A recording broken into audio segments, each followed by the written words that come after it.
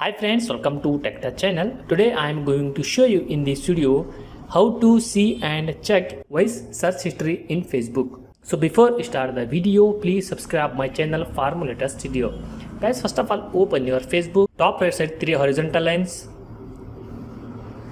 Then press on settings. Under setting, little bit scroll down. Then select here activity log. Here also little bit scroll down. Now you can see here view connection. Under view connection, log actions and other activity. Open this option. Here also little bit scroll down.